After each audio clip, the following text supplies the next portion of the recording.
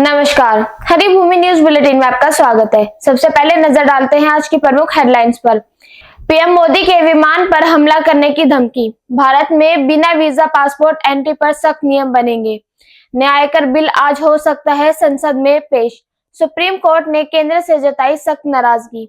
चुनाव से पहले ही फ्री चीजें देने का ऐलान गलत। सिख विरोधी दंगा मामला, कांग्रेस नेता सज्जन कुमार दोषी 18 को सजा का ऐलान।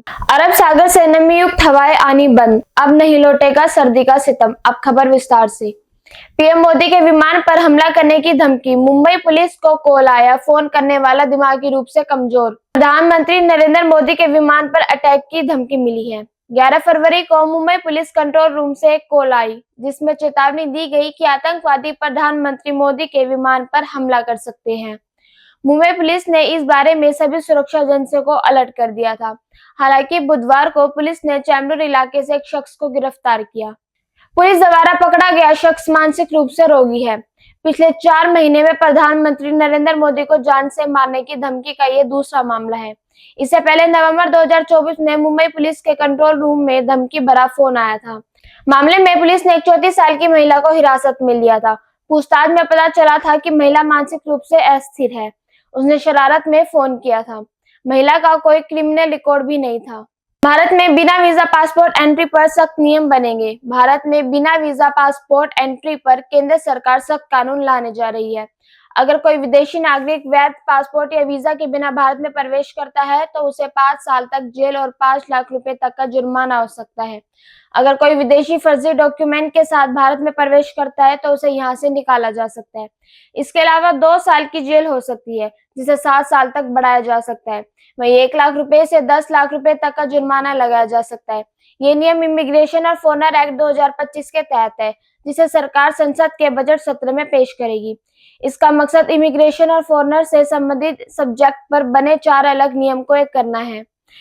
नए नियम लागू होने के बाद foreigner act 1946, passport act 1920, foreigner registration act 1939 और इमिग्रेशन एक्ट 2000 में बदलाव कर एक व्यापक कानून बनाया जाएगा। नया आयकर बिल आज हो सकता है संसद में पेश। लोकसभा में 536 धाराओं और 23 अध्यायों में तैयार 622 पृष्ठों वाला एक व्यवस्थित और सरलीकृत आयकर विधेयक 2025 बृहस्पतिवार को पेश किए गए जाने की संभावना है। कानून बनने के बाद ये विधेयक 6 दशक पुराने आयकर अधिनियम 1961 की जगह लेगा, जो समय के साथ और विभिन्न संशोधन के बाद जटिल हो गया था। सुप्रीम कोर्ट ने केंद्र से जताई सख्त नाराजगी। चुनाव से पहले ही फ्री चीजें देने का ऐलान गलत। सुप्रीम कोर्ट ने चुनावों से पहले की जाने वाली मुफ्त की योजनाओं पर सख्त टिप्पणी की। कोर्ट ने कहा, लोग काम करना नहीं चाहते क्योंकि आप उन्हें मुफ्त राशन दे रहे हैं, बिना कुछ किए उन्हें पैसे दे रहे हैं। कोर्ट ने केंद्र सरकार से पूछा कि इन लोगों को समाज की मुख्य धारा से जोड़ने की बजाय क्या आप मुफ्त की योजना लागू करके परिजीवियों की जमानत नहीं खड़ी कर रहे हैं। न्यायमूर्ति BR गवई और न्यायमूर्ति ऑगस्टिन जॉर्ज मसीह की पीठ ने कहा कि बेहतर होगा कि लोगों को समाज की मुख्य धारा का हिस्सा बनाकर राष्ट्रीय विकास में योगदान दिया जाए। याचिकाकर्ताओं में से एक की ओर से अधिवक्ता प्रशांत भूषण ने कहा कि देश में शायद ही ऐसा कोई व्यक्ति होगा जो काम न करना चाहिए यदि उसके पास काम हो। न्यायाधीश ने कहा, आपको केवल एक तरफा जानकारी है। मैं कृषक परिवार से आता हूँ। महाराष्ट्र में चुनाव से पहले घोषित मुफ्त सुविधाओं के कारण किसानों को मजदूर नहीं मिल रहे। हालांकि अदालत ने कहा कि वो बहस नहीं करना चाहती।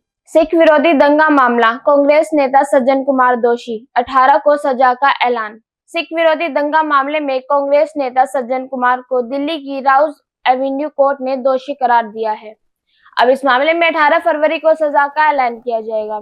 ये मामला पिता बेटे की हत्या से जुड़ा हुआ है।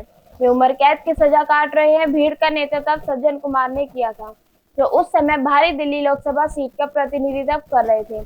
आरोप है कि सज्जन ने भीड़ को हमले के लिए उकसाया, जिसके बाद दोनों सिखों को उनके घर में जिंदा जला दिया गया। इतना ही नहीं, भीड़ ने घर में तोड़फोड़, लूटपाट और आगजनी भी की थी।